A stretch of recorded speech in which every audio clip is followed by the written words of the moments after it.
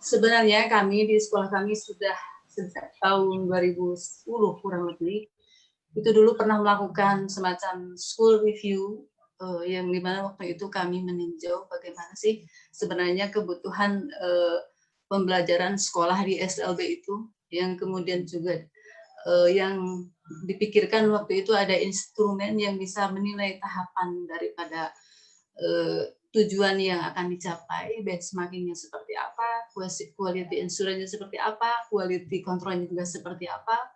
Nah, kami juga waktu itu merumuskan ini harus berbentuk instrumen yang bisa kami pantau terus setiap saat. Maka waktu itu menjadi pemikiran kami adalah harus adanya optimalisasi sumber daya orang tua dalam pembelajaran life skill di rumah. Karena memang kebanyakan dari anak yang istimewa ini adalah memang masih harus banyak pembenahan, terutama dalam activity daily living yang harus dibenahi di rumah. Nah, tapi sementara ini sepertinya belum terjangkau waktu dulu itu. Kemudian sekolah memikirkan bahwa guru di sini harus bisa menyediakan program intervensi yang memotivasi dan mengevaluasi kegiatan. Waktu itu dirumuskanlah dalam program buku intervensi life skill melalui buku activity daily living. Dulu namanya masih buku penghubung. Seiring dengan perkembangan waktu, maka ada pembenahan-pembenahan yang kami lakukan, mengingat sumber daya manusia dalam hari ini orang tua juga tidak semuanya siap untuk melakukan launching buku yang kami buat itu, ya, maka kami seolah-olah waktu itu mempending, dan karena juga kami dalam kegiatan KBN itu tertarik dengan kebijakan dari pusat yang harus berorientasi kepada ujian nasional, sehingga pembenahan yang kami pikirkan sebelumnya itu seolah-olah kami abaikan. Kami ikut dalam rutinitas pencapaian kurikulum yang sudah terstruktur di sekolah. Ini kami dalam pembelajaran di masa COVID ini kami seperti teringatkan kembali kepada apa yang sudah kami rancang pada waktu yang lalu. Kemudian kami merelaksasi tujuan pembelajaran akhirnya menjadi 5, yaitu anak dapat mengatasi masalah dalam melakukan aktivitas sehari-hari.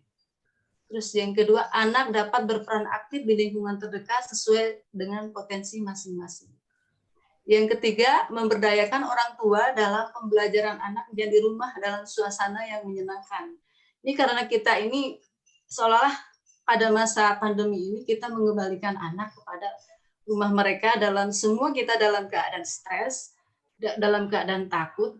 Jadi kami berpikir bahwa di sini adalah yang paling utama harus dimotivasi adalah orang tua, bagaimana caranya mereka agar mau mengajarkan hal-hal yang bisa mereka ajarkan kepada anak-anak mereka. Terus yang selanjutnya adalah mengapresiasi kegiatan belajar anak dan orang tua di rumah sehingga tercipta hubungan yang kondusif antara orang tua dan guru. Nah, ini terus yang selanjutnya adalah sarana pembelajaran yang sekarang kami laksanakan adalah juga menjadi wahana untuk mengedukasi orang tua akan pentingnya pembelajaran yang terprogram bagi anak-anak mereka, disesuaikan dengan tahap perkembangan, kebutuhan, dan cara belajar anak mereka masing-masing. Terus program yang kami canangkan adalah program yang menempatkan proses pembiasaan orang tua di rumah, sebagaimana tadi dikatakan oleh Bu Yanti bahwa keteladanan itu adalah hal yang sangat penting.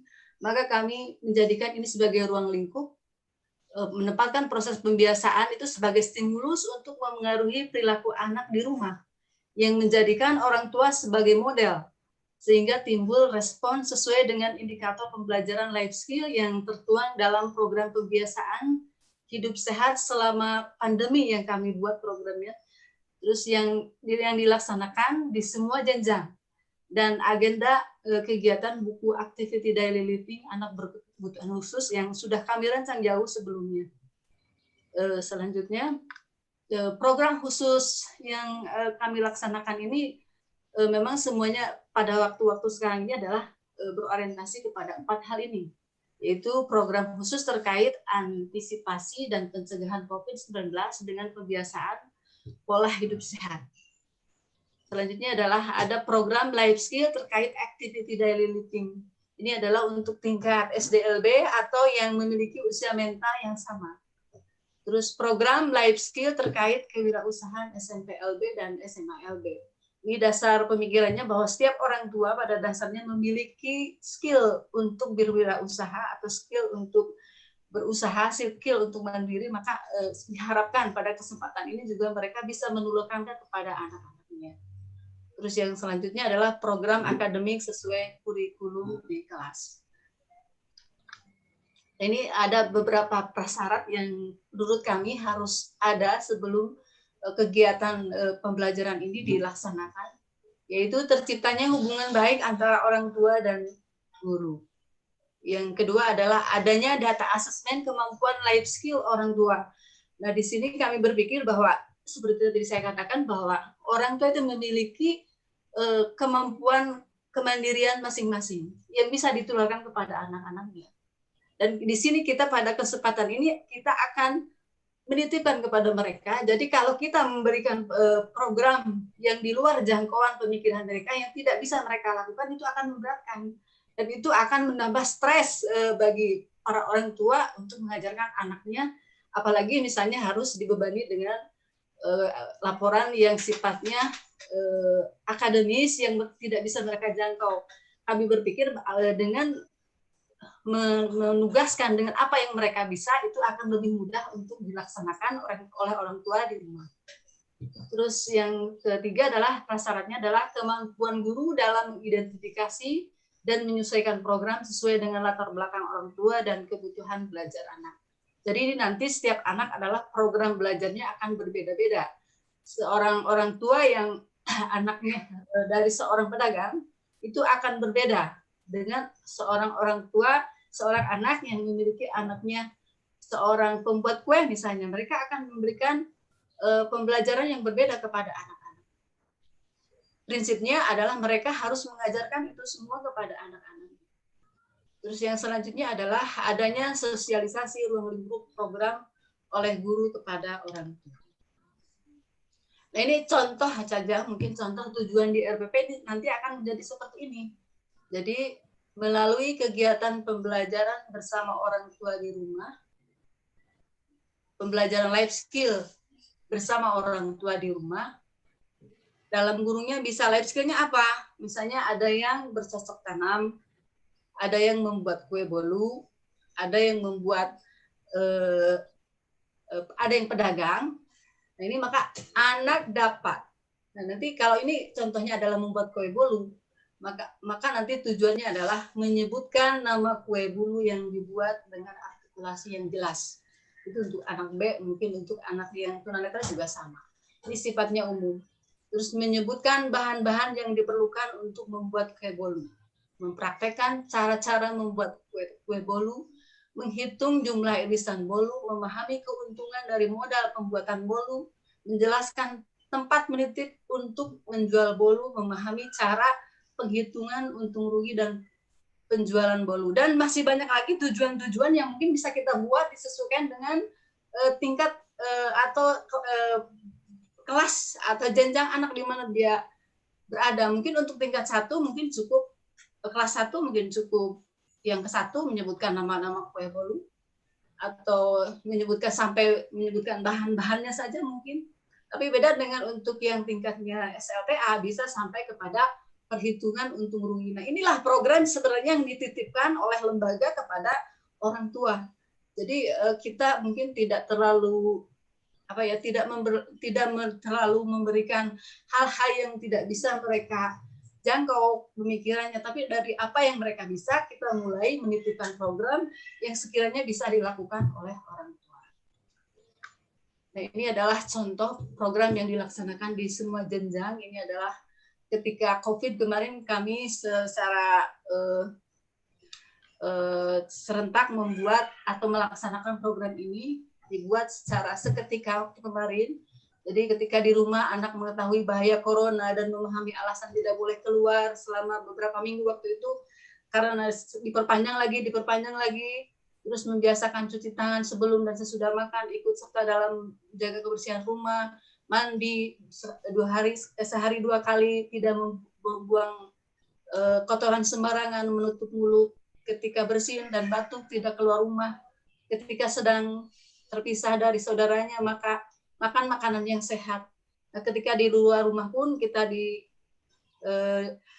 dibekali kepada anak agar tidak bermain dengan yang sedang sakit, menjaga kebersihan tangan, area wajah dan anggota badan lainnya agar tidak menularkan penyakit.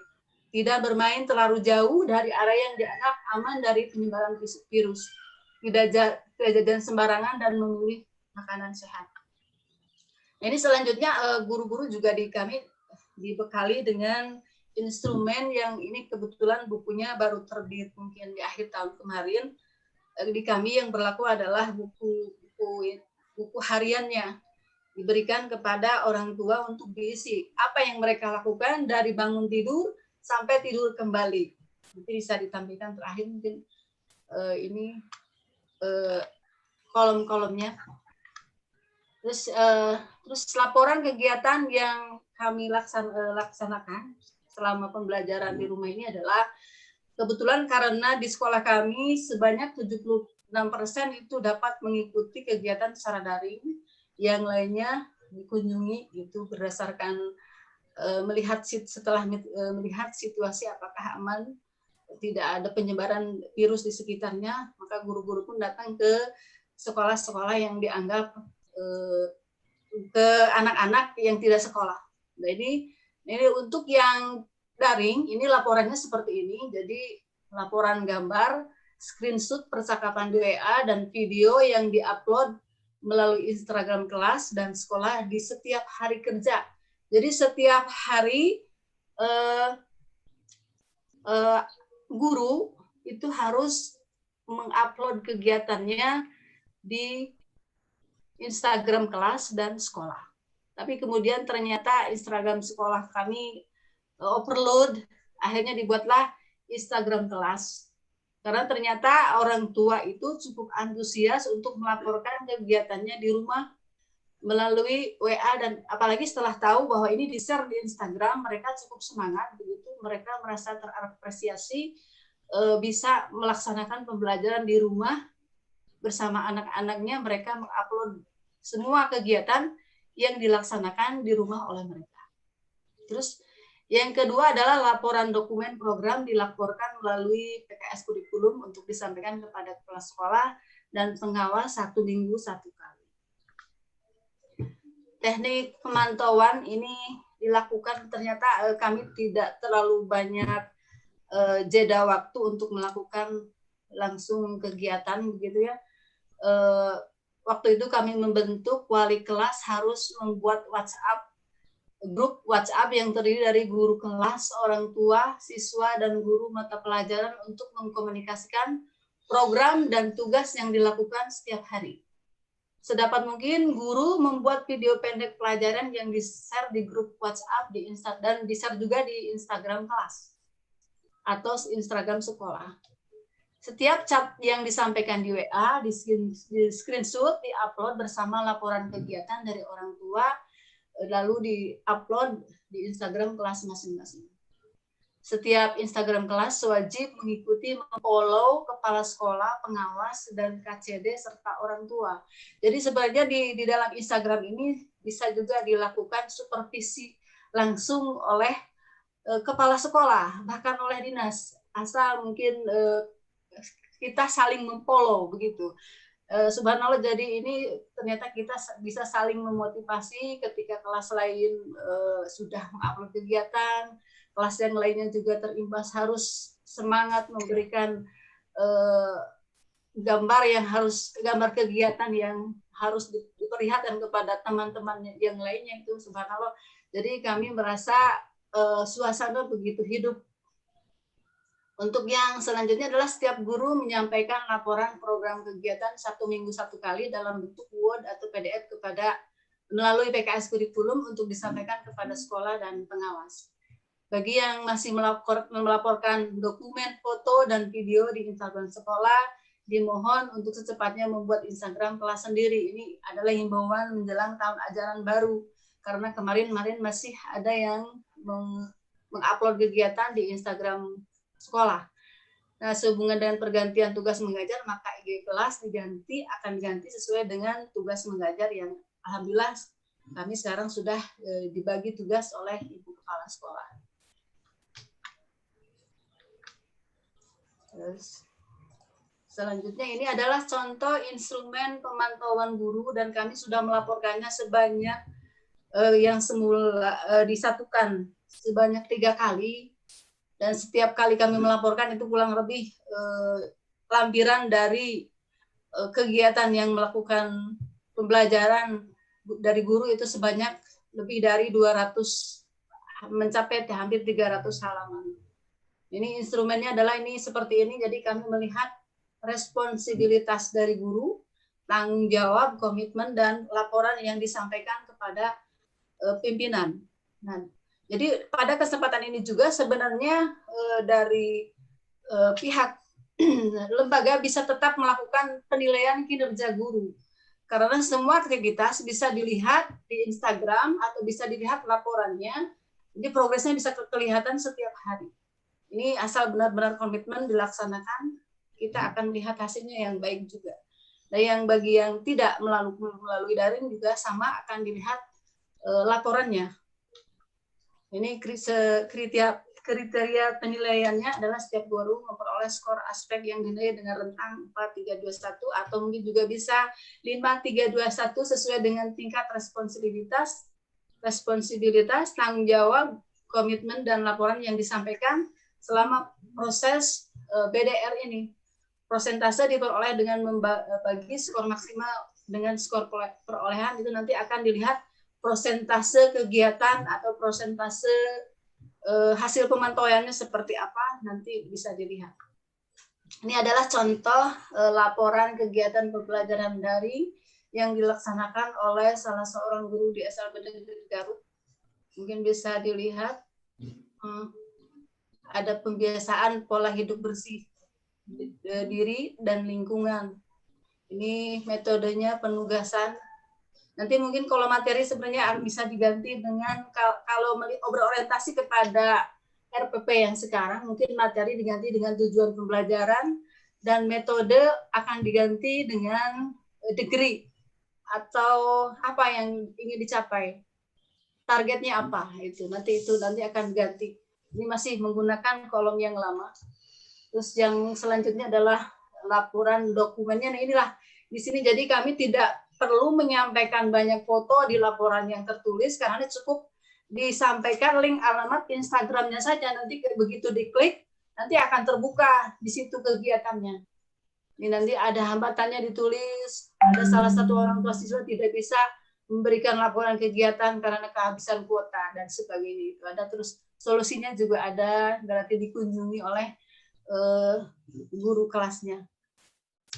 Ini adalah salah satu bentuk laporan, contoh lain bentuk laporan kegiatan dari salah seorang guru vokasional. Ini sama juga, terus ada pembuatan cairan desinfektan, terus membuat hantaran, terus membuat ini adalah semuanya adalah kegiatan yang menggambarkan nanti bisa digunakan untuk keterampilan kewirausahaan. Ini sama. Ini juga sama ada, jadi lampiran dokumennya cukup melampirkan apa yang sudah kita buat di Instagram, jadi tidak perlu banyak foto di sini. Terus hambatan pelaksanaannya ini bahan untuk membuat desinfektan tidak ada, jadi dibuat dengan yang ada, mungkin dengan sirih dan sebagainya, gitu ya. Alat bahan yang diperlukan tidak ada, buat dengan yang ada di rumah, jadi tidak membebani orang tua harus cari kemana-mana, begitu. Nah, ini adalah contoh kegiatan di Instagram yang diupload. Ini adalah bagaimana orang tua memberikan laporannya dengan antusias perkembangan anaknya di rumah. Terus ibu guru, bapak ibu guru juga memberikan motivasi melalui WA yang chatnya kemudian screenshot oleh kami, diupload ke sana, jadi nanti akan ketahuan oleh pimpinan bahwa sudah terjadi proses pembelajaran di kelas-kelas yang kami pantau. Ini juga seperti ini. Nah, ini adalah mungkin bisa ditampilkan salah seorang guru sudah membuat tutorial.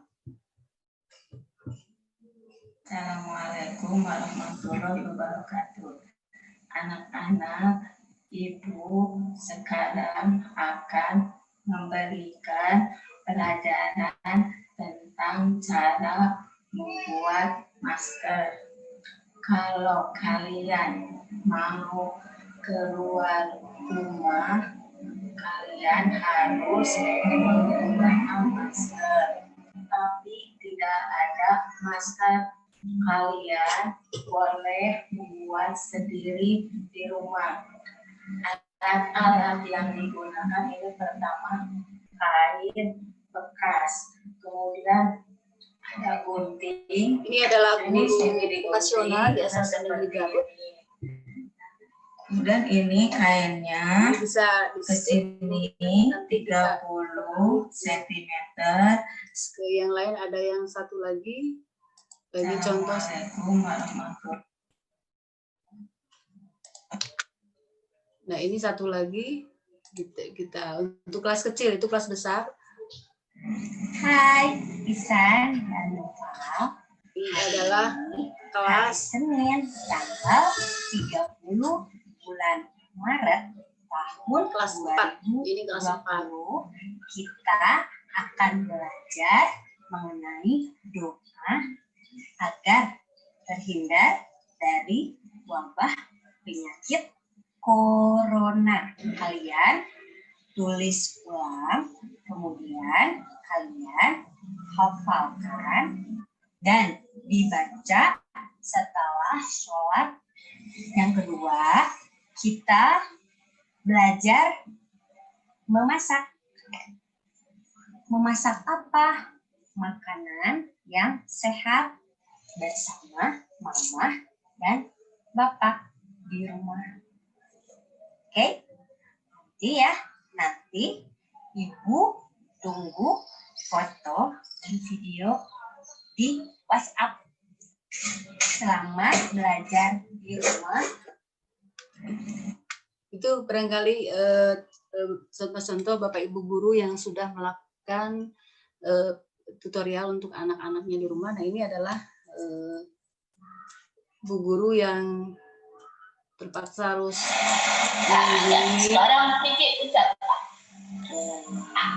mengunjungi rumah siswa karena siswanya ditinggal bekerja oleh orang tuanya. Ini adalah dengan hambatan double handicap, low vision dengan tuli. Bos.